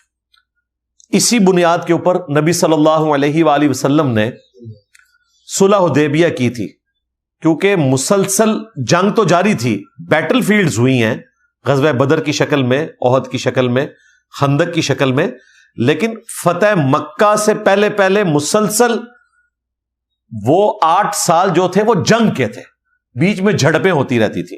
اور اسی میں 6 ہجری میں صلح حدیبیہ ہوئی، وہ جنگ کے دوران ہوئی. گو بیٹل فیلڈ نہیں تھی لیکن جنگ تو جاری تھی. تو جب کافروں نے مسلمانوں کو ایز اے پاور تسلیم کیا، حالانکہ مسلمان چاہتے تو انہیں کچل سکتے تھے، نبی علیہ السلام نے صلح کی آفر قبول کی اور صلح حدیبیہ کے اوپر آمادہ ہوئے. اور یہ لیگیسی پھر آگے چلی ہے. اسی بنیاد پہ جنگ صفین میں حضرت علی نے حضرت معاویہ کی صلح کی آفر کو قبول کر لیا تھا اور جنگ بندی ہو گئی تھی. بعد میں تحکیم والا ایشو ہوا، وہ ایک الگ سے چیز. اور اسی بنیاد کے اوپر سیدنا حسن ابن علی نے بھی حضرت معاویہ رضی اللہ تعالیٰ عنہ کی صلح کی آفر قبول کی، اسی لیے اسے صلح حسن کہا جاتا ہے. وہ بخاری میں تفصیلاً احادیث موجود ہیں. حضرت معاویہ نے آفر کی تھی کہ آپ صلح کر لیں، ورنہ حضرت حسن ابن علی تو صفین پارٹ 2 لڑنے کے لیے آئے تھے اور 40,000 کا لشکر لے کر آئے تھے. یہ لوگ جھوٹ بولتے ہیں کہ جی حضرت حسن جو ہے وہ صلح پسند تھے. حضرت حسن نے جنگ جمل بھی لڑی ہوئی ہے، جنگ نہروان بھی لڑی ہوئی ہے، جنگ صفین بھی لڑی ہوئی ہے. اور حضرت معاویہ سے صفین پارٹ 2 لڑنے جا رہے تھے تو اس دوران حضرت معاویہ نے صلح کی آفر کی اور حسن ابن علی نے اس کو قبول کیا صلح حدیبیہ کی بنیاد کے اوپر. جنگ کے دوران اگر آپ کا دشمن کہے میں صلح کے لیے آمادہ ہوں تو پھر آپ پر لازم ہے کہ آپ قرآن کے حکم کی تعمیل کرتے ہوئے صلح کو ایکسپٹ کریں. لہذا پاکستان نے جو حضرت ٹرمپ غوث وقت حافظہ اللہ تعالی و دامت برکاتہم عالیہ و مدہ ذلہ من الجنت والناس، میں یہ ساتھ بول رہا ہوں، علماء کو پتہ ہے، باقی ہمیں تو علماء کی پرواہ نہیں، نہ سوئے تو ہے تو اڑی کے اوقات ہے. تو اس کی آفر کو جو قبول کیا اور سیز فائر کیا تو قرآن کے حکم کے تحت بالکل درست ہے. اگر صلح آفر کی جائے تو آپ نے قبول کرنی ہے, اس کے اوپر کوئی کرٹیسزم نہیں ہونا چاہیے. نہ ہم دنیا میں اس لیے آئے ہیں کہ ہم اپنے مخالفین کو ختم کر دیں اور اس دنیا کو پاک کر دیا جائے, ان کے وجود سے اس قسم کی چیزوں سے باہر نکلیں. اسلام میں بھی جو جہاد اور قتال کا کنسپٹ ہے وہ سیلف ڈیفenس کے لیے ہے اور ظلم کے خاتمے کے لیے ہے, اور یہ اللہ تعالیٰ کی حکمت ہے. سورۃ الحج میں اللہ تعالیٰ نے فرمایا کہ اگر اللہ تعالیٰ بعض کو بعض سے نہ ٹکرواتا تو کوئی مسجد, کوئی کلیسا, کوئی خانقاہ, کوئی عبادت گاہ سلامت نہ رہتی. یہ جنگیں ہونا بسا اوقات کسی کی بدماشی کو ختم کرنے کے لیے بھی ہوتا ہے. گریٹ برٹن کی سلطنت میں یہ ایک آخری امپائر تھی جو ٹوٹی. سیکنڈ لاسٹ تو رشین امپائر تھی. گریٹ برٹن ٹوٹی تو الحمدللہ نیشن سٹیٹس بنی. اب دنیا میں کوئی امپائر نہیں, اب قومی ریاستیں ہیں. جس وقت وہ ٹوٹی اس وقت ان کی امپائر میں سورج غروب نہیں ہوتا تھا. آسٹریلیا بھی گریٹ برٹن کے پاس تھا اور افریقہ بھی اور سب کانٹیننٹ سارا. اور گریٹ برٹن کی سلطنت کا سب سے بڑا شہر جو ہے وہ کراچی تھا. باقاعدہ لندن سے لاہور تک بس چلا کرتی تھی. ابھی بھی وہ پرانی ویڈیوز موجود ہے, آپ دیکھیں. لندن ٹو لاہور, ہمارے یہ جو جیلم کا پل ہے اس کے اوپر آپ دیکھیں, جس کمپنی نے بنایا اس کے اوپر لندن لکھا ہوا ہے. ان کا ہیڈ کوارٹر لندن میں تھا. یہ 1872 میں 1872 میں یہ ریلوے کا پل بنا ہوا ہے. اتنی بڑی امپائر تھی, نظر نہیں آتا تھا کہ کئی سو سال تک انہیں کون زیر کرے گا. اللہ تعالیٰ نے ہٹلر کی شکل میں ایک عذاب ان کے اوپر مسلط کیا. اس میں ظالم ہٹلر تھا, کچھ ان کی بھی غلطیاں تھیں, لیکن اس جنگ کے اینڈ کے اوپر ہٹلر تو کمزور ہو کر ختم ہو گیا, لیکن گریٹ برٹن کا بھی کچھ نہیں چھوڑا. جس طرح وہ دو سیل مرغے جب لڑتے ہیں نا, ایک مرغا جیتتا ہے لیکن بسا اوقات دوسرا بھی ذبح ہو جاتا ہے, کیونکہ وہ بھی اس قابل نہیں رہتا کہ اگلا کوئی وہ مارکا سر کر سکے. تو گریٹ برٹن اتنی کمزور ہو گئی کہ وہ ہمارا بوجھ نہیں اٹھا سکتی تھی. اور پھر یہاں پر بھی پولیٹیکل سٹرگل شروع ہوگی, گاندھی صاحب کی اور جناح صاحب کی.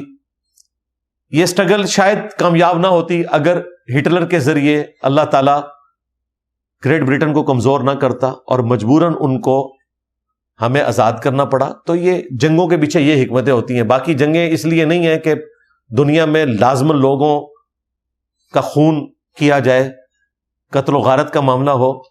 یہ ایک سلسلہ ہے, آزمائش والا ہے. اگر دنیا کی زندگی یہیں پر ختم ہو جانی ہے اور آخرت نہیں ہے پھر تو یہ ظلم کا نظام ہے. لیکن اسلام کہتا ہے کہ یہ قانون ابتلا پہ دنیا کا نظام چل رہا ہے.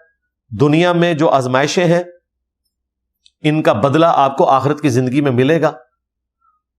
تو پھر کوئی گھاٹے کا سودا نہیں. اگر کوئی 60 سال کی زندگی بھی تکلیف میں کاٹے اور اس کے بدلے اربوں سال کی ہمیشہ کی زندگی اسے جنت میں مل جائے تو کوئی گھاٹے کا سودا نہیں ہے. تو یہ آزمائش اللہ نے رکھی ہے. آزمائش کے بغیر اللہ تعالیٰ نے انسان کو چھوڑنا نہیں ہے. بعض اوقات کافر مسلمانوں کے لیے آزمائش بن جاتے ہیں, بعض اوقات مسلمان کافروں کے لیے آزمائش بن جاتے ہیں, اور بعض اوقات مسلمانوں کے لیے آزمائش بن جاتے ہیں. جس طرح ہماری مذہبی جماعتیں پاکستانیوں کے اوپر مسلط ہوئی ہیں. اللہ تعالیٰ ان کے شر سے مسلمانوں کو بھی بچائے اور کافروں کے شر سے بھی مسلمانوں کو بچائے, اور ہمیں قرآن و سنت کے مطابق زندگی گزارنے کی توفیق عطا فرمائے. آمین. پاکستانی فوج کے حوالے سے تو بہت بڑا خیر نکلا جی. پاکستانی فوج کا جو گراف اتنا نیچے جا چکا تھا پالیٹکس میں لچ فرائی کرنے کی وجہ سے, اپنی غلطیوں کی وجہ سے, اللہ کا شکر ہے کہ وہ گراف تو اب اتنا اوپر چلا گیا کہ مجھے ڈر لگا ہوا ہے کہ میرے عزیز ہم وطنوں نہ ہو جائے دوبارہ سے, اللہ نہ کرے. تو میں تو آرمی چیف سے ریکویسٹ کروں گا کہ اس پہ اللہ کا شکر ادا کریں اور دیکھیں آپ کی عزت بھی اسی میں ہے کہ آپ پاکستان کی حفاظت کے اوپر مامور ہیں اور آپ یہی کام کریں. باقی وہ لوگ جنہوں نے اس پورے ایپیسوڈ میں پاکستان کے ساتھ غداری کی ہے سوشل میڈیا کے اوپر, ایک خاص سیاسی جماعت کو اپنے نظام میں سپورٹ کرنے کے لیے, یہ میں اس لیے کہہ رہا ہوں کہ اس سیاسی جماعت نے آفیشلی پاکستان کے ساتھ کوئی غداری نہیں کی، لیکن جو سوشل میڈیا کے ان کے یوٹیوبرز ہیں، صحافی ہیں، ڈالرز پکے کرنے والے، انہوں نے تو باقاعدہ غداری کی ہے.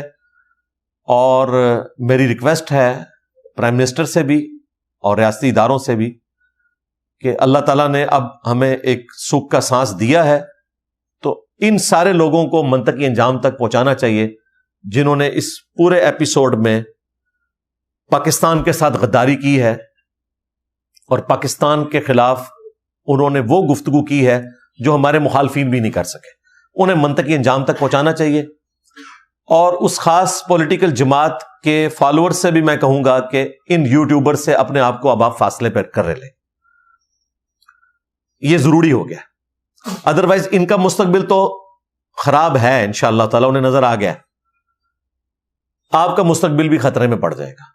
میں سمجھتا ہوں کہ پی ٹی آئی کو بھی آفیشلی اور خصوصاً خان صاحب کو اپنے ٹویٹر ہینڈل سے، ایکس سے، پاکستان کو اس جیت کے اوپر مبارکباد دینی چاہیے، اللہ کا شکر ادا کرنا چاہیے، حکومت کا بھی شکریہ ادا کرنا چاہیے، افواج کا بھی شکریہ. اب دیکھیں انہوں نے ایک نئی لائن بیچ میں نکال لی ہے کہ جی ایئر فورس کا شکریہ. بھائی کہیں پہ آرمی چیف کا شکریہ نہ ادا کرنا پڑ جائے. تو یار ایئر فورس کی کیا اوقات ہے اللہ کے بندو. ایئر فورس کو بھی پاکستان کی آرمی دیکھ رہی ہوتی ہے. کل کو آپ خدا نہ خواستہ کبھی ایٹم بم کی ضرورت پڑے تو آپ یہ کہیں گے کہ جی پاکستان اٹامک انرجی کمیشن والوں کا شکریہ، اور بھائی سارا بجٹ فوجی ان کو دیتی ہے. میں خود اس ادارے میں 15 سال سے زیادہ سرف کر چکا ہوں. ہماری ساری سیکورٹی پاکستان کی آرمی دیکھتی ہے، سارا بجٹ آرمی کی طرف سے آتا ہے. ٹھیک ہے وہ بجٹ گورنمنٹ دیتی ہے، ٹیکسز سے ہوتا ہے کلیکٹ، لیکن پاکستان کے سارے ایسٹس وہ آرمی اس کی دیکھ بھال کرتی ہے.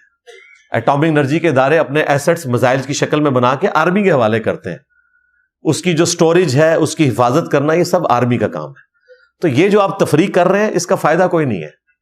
اس طرح کی تفریق کر کے آپ اپنا غصہ تو نکال لیں گے لیکن اس سے آپ کو نقصان ہوگا. تو مجھے اس چیز کا دکھ تھا کہ اس قسم کے جو ڈیجیٹل بندر ہیں جو کچھ عرصے سے پاکستان کی فوج کو ٹارگٹ کیے ہوئے تھے، حالانکہ آپ کو پتا ہے کہ فوج کا جو پالیٹکس میں کردار ہے اس کا میں مخالف خان صاحب کے وزیر اعظم بننے سے پہلے کا ہوں اور ان کے دور میں بھی رہا. ہاں ان پہ جب توہین مذہب لگی اس میں نے خان صاحب کو سپورٹ کی. وہ آج بھی کسی نان مسلم پہ بھی توہین مذہب لگے گی تو میں اس کی سپورٹ میں کھڑا ہوں گا اگر اس نے توہین نہیں کی ہوئی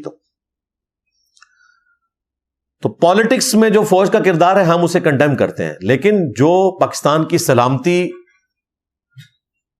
کی ضمانت ہے ادارے، ان کے بارے میں بھونکنا، تو آج تو بھائی آپ کو کسی پولیٹیکل لیڈر نے نہیں بچایا، کسی بابا جی نے قبر سے نکل کر نہیں بچایا. اگر پاکستان کو اللہ کے فضل سے، اللہ کی رحمت سے بچایا ہے تو پاکستان کی افواج نے بچایا. اللہ نے ان کو وسیلہ اور ایک ذریعہ بنایا. اس حوالے سے میرا خیال ہے اب وہ لوگ جو پاکستان کے اتنے بڑے بجٹ کے اوپر اعتراض کرتے تھے کہ فوج پہ لگتا ہے اعتراض نہیں کرنا چاہیے، آپ کو یہ سمجھ آ گئی کہ پاکستان ایک سیکورٹی سٹیٹ ہے اور اس میں اتنی سٹرونگ آرمی رکھنا ہماری مجبوری ہے. ورنہ آج ہم 15 کروڑ مسلمان یہاں پر ایک نئی غلامی میں چلے جاتے ہمارے پاس اگر یہ سٹرونگ فوج نہ ہوتی. اور یہ جو کچھ میں بیان کر رہا ہوں یہ نہ سمجھیے گا کہ میں کسی کی خوشنودی کے لیے بیان کر رہا ہوں یا کسی کے کہنے کے اوپر بیان کر رہا ہوں، یہ ایسا نہیں ہے. میرا ہمیشہ سے موقف ہے کہ فوج کا سیاست میں کردار نہیں ہونا چاہیے، لیکن فوج ہماری ضرورت ہے اس پوائنٹ آف ویو سے کہ ہم سیکورٹی سٹیٹ ہیں اور دنیا کے سارے ملک پاکستان کو میلی نظر سے دیکھتے ہیں. دیکھ لیں اسرائیل کہاں سے اٹھ کے انڈیا کی سپورٹ کے لیے یہاں آ گیا، یہ سارے ڈرونز انہوں نے دیے ہوئے تھے. تو ہمیں بھی سمجھنا چاہیے اگر ہمارے دشمن ایک جگہ جمع ہو رہے ہیں ہمیں کم از کم خود تو ایک جگہ کے اوپر اکٹھا ہونا چاہیے. اور یہ جو شر تھا انڈیا کی طرف سے پاکستان کے اوپر مسلط ہوا اس میں سے خیر یہ نکلی ہے کہ پاکستان کی فوج کا گراف اوپر چلا گیا ہے. اور اب اگلی بات یہ ہے کہ بھئی اب یہ حکومت بھی اگلے 5 سال کہیں نہیں جانے والی. سیدھی سی بات ہے. اب یہ آگی اسٹیبلٹی. ظاہر ہے جو جنگ جیتا ہے وہ اسٹیبل ہوتا ہے. اور دوسری طرف آپ دیکھیے گا کہ مودی دن بہ دن کمزور ہوگا. ابھی آپ دیکھیں ان کی پارلیمنٹ میں جو لانتیں اس کے اوپر بھیجی جائیں گی, اس کے اپنے لوگ اس کے خلاف بولیں گے, اس کا گراف اب نیچے جائے گا. اور انشاءاللہ تعالیٰ پاکستان کی اب اکانومی بھی اوپر جائے گی, پاکستان میں اسٹیبلٹی بھی آئے گی. اور اب جن لوگوں کے دماغ میں تھا نا کہ ہم کوئی رجیم چینج کروا لیں گے, کوئی انقلاب لے آئیں گے, وہ پہلے بھی ناکام ہوئے ہیں. ٹھیک ہے, آپ تو شکر کریں اس دفعہ 9 مئی نہیں پاکستان کی فوج نے منایا. یہ میں سمجھتا ہوں اچھا جیسچر دیا ہے کہ جنگ تھی تو فوج باوجود اس کے کہ طاقتور تھی وہ پیرلل میں سارے ماسک کھول سکتی تھی. لیکن آپ نے دیکھا اس دن خبروں میں اس طریقے سے, جس طرح اب یہ دوسری اینیورسری آ رہی تھی اس اعتبار سے, تو انہوں نے نہیں منائی. ٹھیک ہے, گڈ جیسچر دیا. تو میں سمجھتا ہوں اس کے جواب میں اب دوسری پولیٹیکل جماعت کو بھی چاہیے کہ وہ بھی گڈ جیسچر دے. اور اگر نہیں دیں گے تو یہ تو اب جنگ جیت چکے ہیں. انہوں نے تو انڈیا کو ہرا دیا ہے, تسی تو چاہیے کوئی نہیں. تسی تو پھر اتنے بیٹھے ہو. مودی کی گردن تک یہ پہنچے نہ پہنچے, آپ کی گردنوں تک انہوں نے پہنچ جانا ہے. اور وہ جسٹیفائی ہوں گے اگر آپ ملک کے اندر انارکی پھیلانے کی کوشش کریں گے. یہ میں تھریٹ نہیں کر رہا, سمجھا رہا ہوں بھائی. تھریٹ والی بات نہیں ہے. میں نے کیوں تھریٹ کرنا ہے, نہ میرے اختیار میں کوئی چیز ہے. میں تو صرف آپ کو سمجھا سکتا ہوں اپنے تجربے کی بنیاد کے اوپر. سورۃ البقرہ میں اللہ تعالیٰ نے فرمایا کہ کتب علیکم القتال, اللہ نے تم پر قتال فرض کیا ہے. وَهُوَ كُرْهٌ لَكُمْ, اور وہ تمہارے لیے کراہت کا معاملہ تو ہے, یعنی تکلیف ہے, جان دینا مشکل کام ہے. وَعَسَىٰ أَن تَكْرَهُوا شَيْئًا, اور قریب ہے کہ جس چیز سے تم کراہت کرو وَهُوَ خَيْرٌ لَكُمْ, اس میں تمہارے لیے خیر چھپا ہو. اور قریب ہے کہ جس چیز سے تم محبت کرو اس میں تمہارے لیے شر چھپا ہو. اللہ جانتا ہے, تم نہیں جانتے. تو ظاہر میں بھی ٹینشن میں تھا, اور کوئی بھی انسان درد دل رکھنے والا وہ پریشان ہی ہوگا کہ بھئی اب کس طرف جا رہے ہیں, ہم آخرت کی تیاری کریں. مجھے تو کئی لوگوں نے فون پہ بھی کہا کہ جی باہر کے ملک میں شفٹ ہو جائیں, کیا کریں. میں نے کہا آپ کا رائٹ ہے, آپ جانا چاہتے ہیں, ہم تو یہیں بیٹھے ہوئے ہیں. زندگی کا انجام موت ہی ہے, خواہ وہ ایئر کریش میں آئے, کسی جنگ میں آئے, ہارٹ فیلئر سے آئے, کڈنی فیلئر سے آئے, شیر کے پیٹ میں پہنچ کر ہو, بہرحال دنیا سے جانا ہے. اور سیدنا حسین ابن علی کا قول زبردست ہے کہ زندگی کا انجام اگر موت ہے تو شہادت سے بیسٹ کوئی آپشن نہیں ہے. جب مرنا ہی ہے, یا تو ہونا کہ انسان اپنی موت کو ٹال سکے. سورہ آل عمران میں آپ دیکھیں کچھ لوگوں نے یہ کہا کہ ہم نے اپنے بھائیوں کو منع کیا تھا کہ اس جنگ میں نہ جاؤ, اگر وہ ہماری بات مان لیتے تو آج قتل نہ ہوتے. مدینے کا کوئی گھر نہیں تھا جس میں صف ماتم نہ ہو. تو منافقین بھی تھے جو 300 کا لشکر لے کر عبداللہ ابن ابی واپس آ گیا تھا غزوہ احد میں. جب باقی انصار مدینہ میں سے لوگ شہید ہوئے تو انہوں نے چیما گوئیاں شروع کر دی کہ ہم نے تو کہا تھا لڑنے کا فائدہ نہیں ہے. آج اگر یہ میدان جنگ میں نہ جاتے تو زندہ تو ہوتے. تو اللہ تعالیٰ نے قرآن حکیم میں سورہ آل عمران میں فرمایا کہ اگر ان کی موت لکھی ہوتی نا تو یہ اپنی مقتل گاہوں کی طرف خود کھینچے چلے جاتے. جو آج گھر بیٹھے ہوئے نا, ان کی موت کا وقت ابھی نہیں آیا تھا.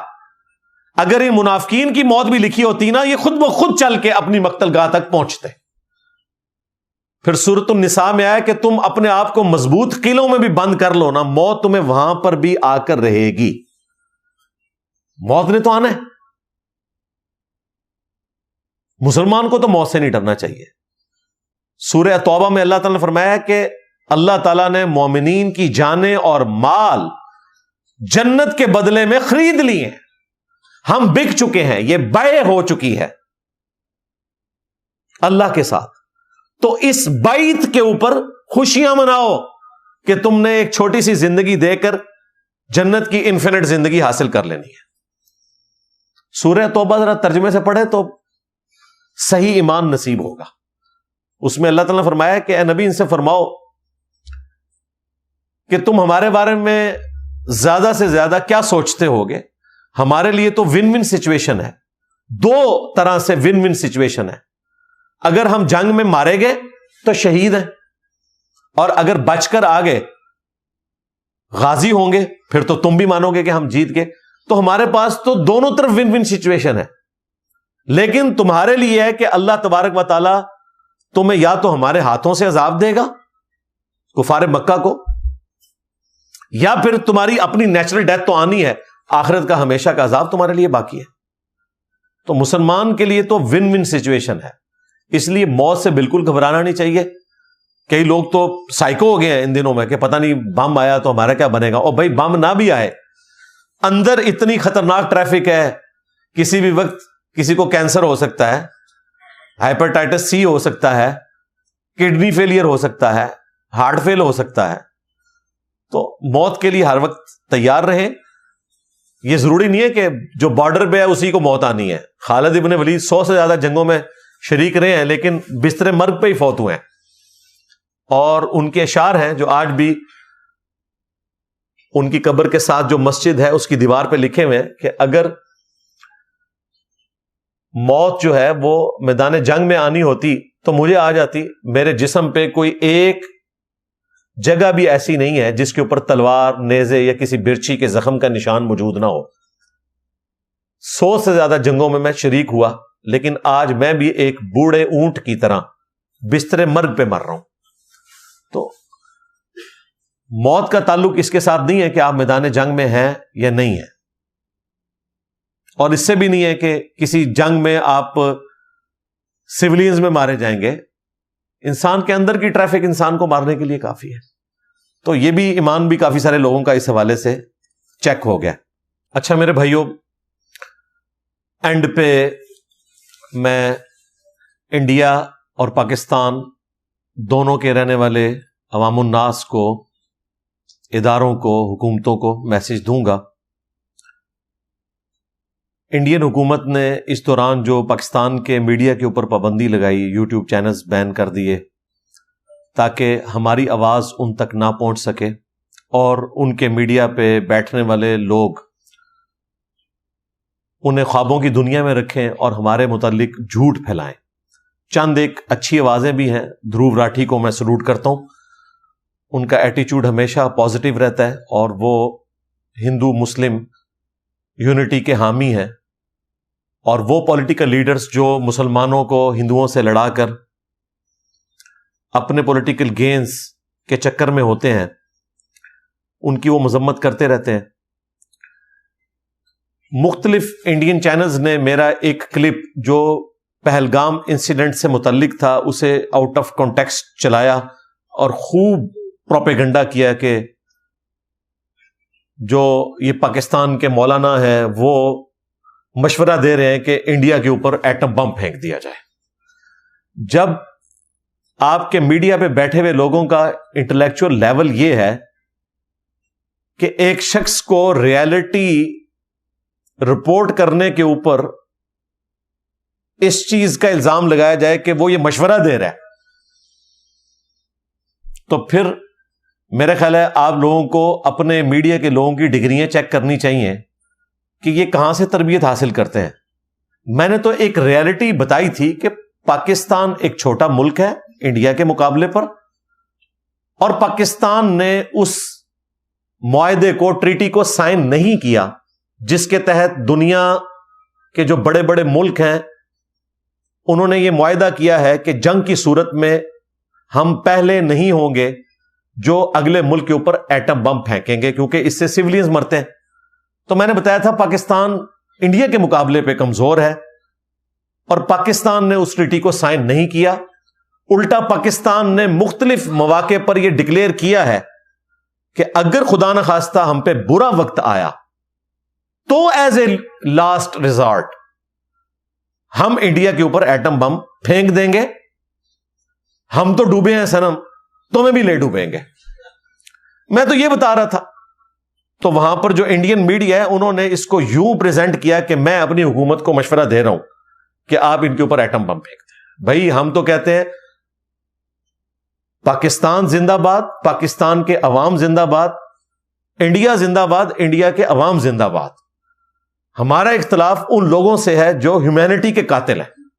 دیکھیں وہ بچہ، سلوٹ ہے اس کو، کیف نام تھا اس کا بچے کا، مسلمان، جس کے منہ میں اپنا لقمہ زبردستی ڈالنے کی کوشش کر رہا تھا ایک صحافی، اور وہ کہہ رہا تھا کہ تم پاکستان کے خلاف نعرہ لگاؤ، تو اس نے کہا پاکستان زندہ باد، انڈیا بھی زندہ باد، کیوں تم مسلمانوں کو اور ہندوؤں کو آپس میں لڑوانا چاہتے ہو؟ انڈیا میں ہزاروں بچے اس طرح کے ہوں گے جن کی یہ سوچ ہے۔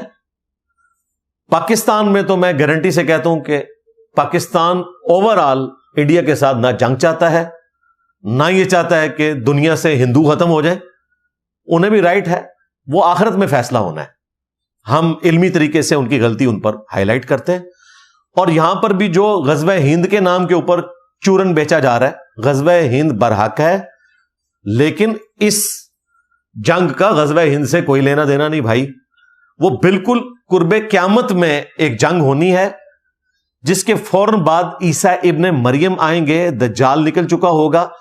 اس وقت ہمیں پتہ ہی نہیں ہے کہ ہند میں یہ جو لڑائی لڑی جائے گی وہ انڈیا پاکستان کی ہو رہی ہوگی، یا پاکستان اور انڈیا مل کر کسی تیسرے ملک کے خلاف لڑ رہے ہوں گے، کیونکہ جس تیز رفتاری سے مسلمانوں کی تعداد میں اضافہ ہو رہا ہے، آئندہ 50-60 سالوں میں مسلمانوں کی تعداد ہندوؤں سے بھی زیادہ ہو جائے گی۔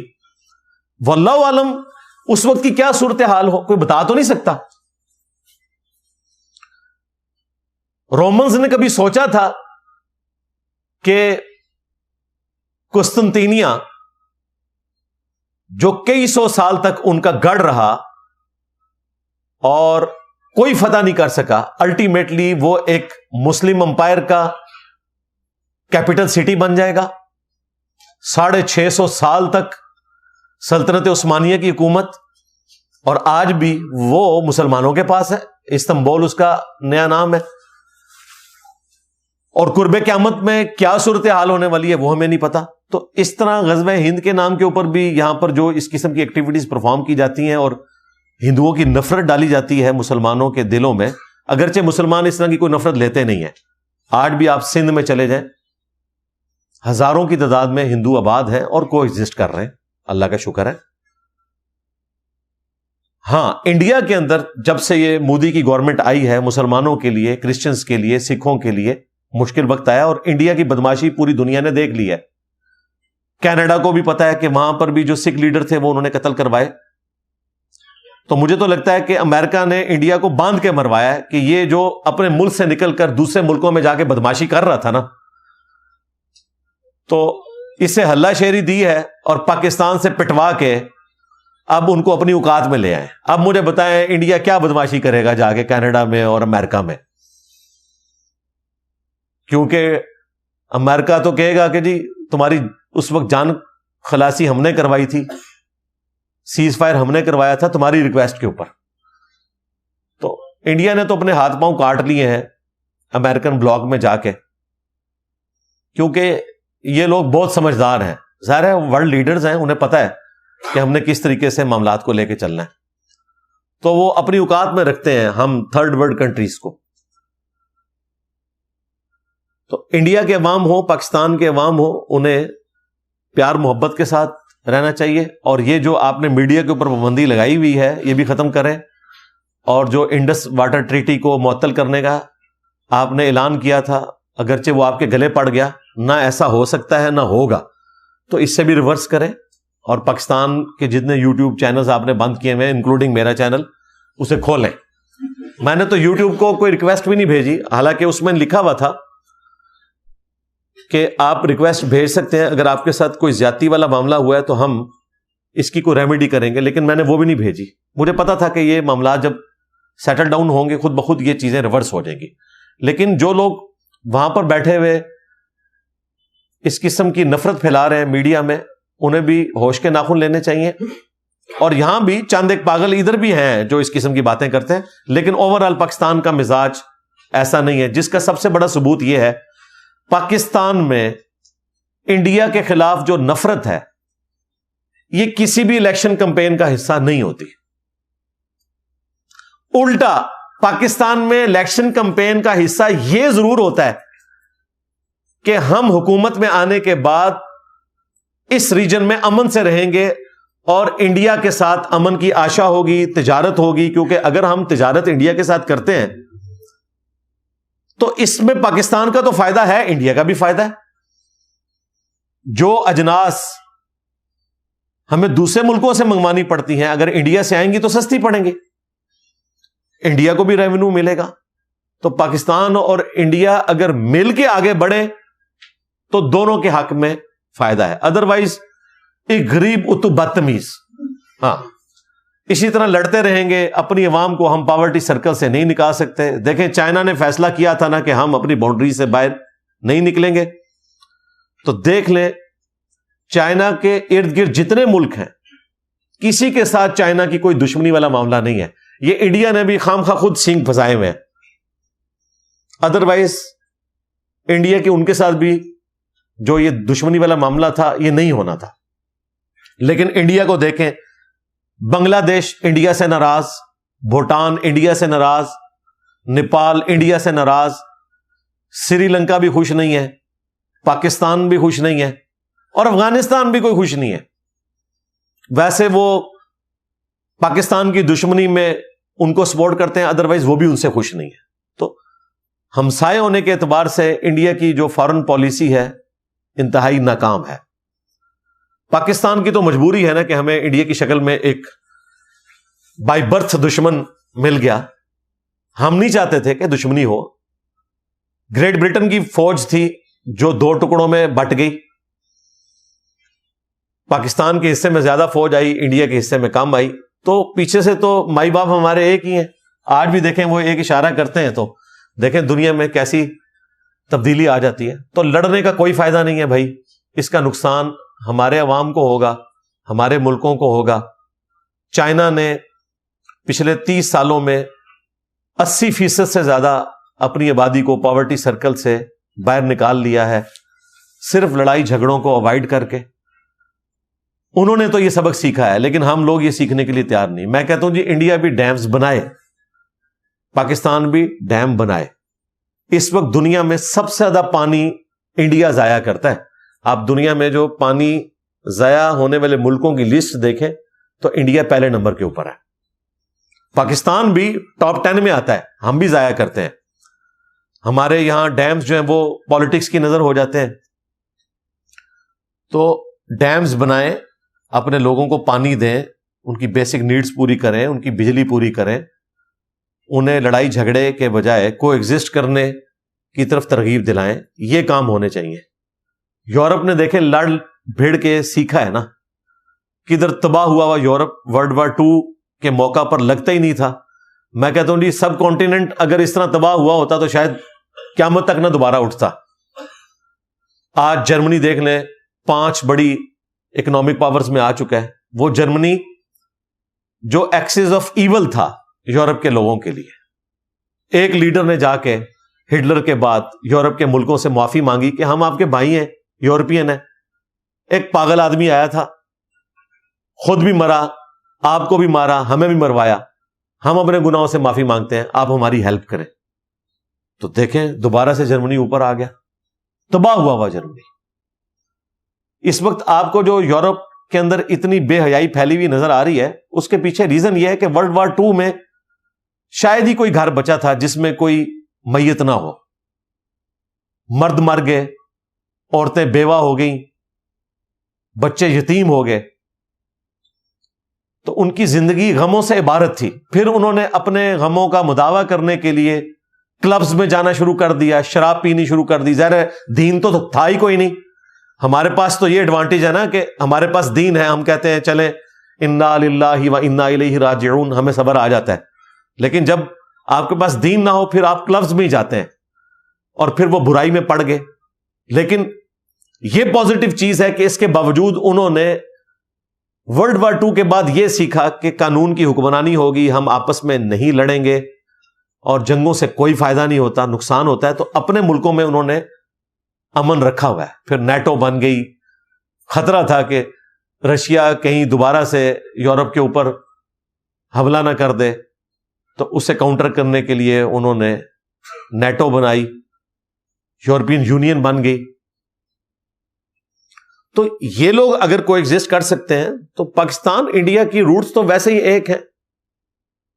ہم پچھلے 1000 سال سے اکٹھے رہ رہے ہیں. اگرچہ مسلمانوں نے حکومت کی ہے لیکن اس میں ہندوؤں کے رائٹس بھی رکھے جاتے تھے. مغلوں کی حکومت میں دیکھیں کی پوسٹوں کے اوپر ہندو بھی ہوتے تھے، سکھ بھی ہوتے تھے. لیکن اب یہ جو ہندتوا کی جو فاشسٹ سوچ ہے اس کے تحت انڈیا کو جس طرف دھکیلا جا رہا ہے، وہ انڈیا جس کے اوپر پڑھے لکھے لوگ، سمجھدار لوگ رشک کرتے تھے اور پاکستان کو مثالیں دی جاتی تھیں کہ ہم نے انڈیا کی طرح بننا ہے، آج وہ لوگ بھی شرمندہ ہیں.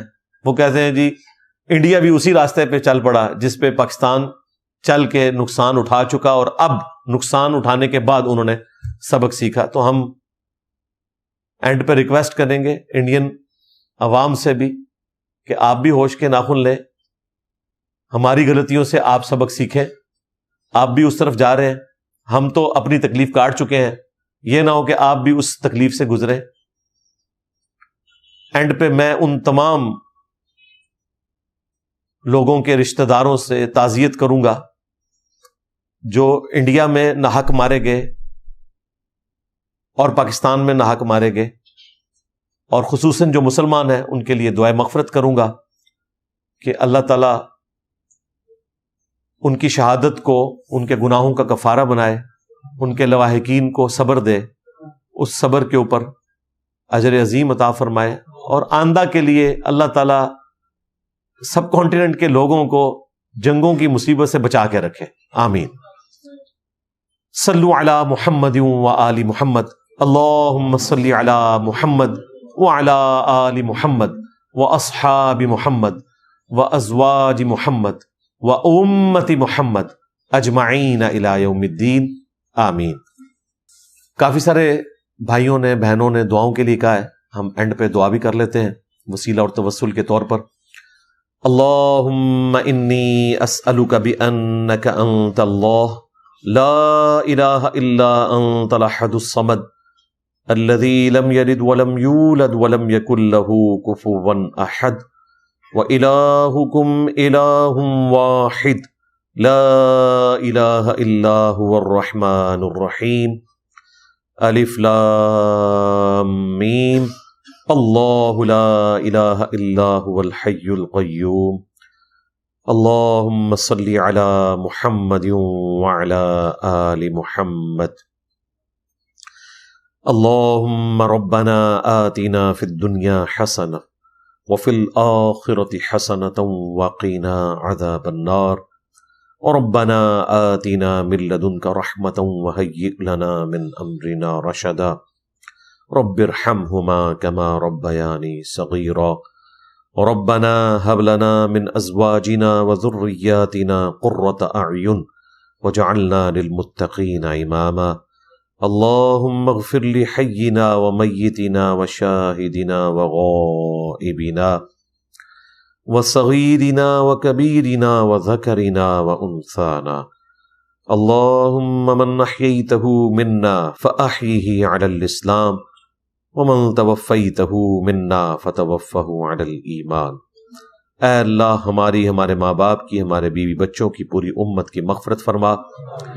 اے اللہ ہماری، ہمارے ماں باپ کی، ہمارے بیوی بچوں کی، پوری امت کی تمام دینی، دنیاوی، جسمانی، روحانی، ظاہری، باطنی پریشانیاں، تکلیف، مصیبتیں، دکھ، درد، بیماریاں، دشواریاں دور فرما.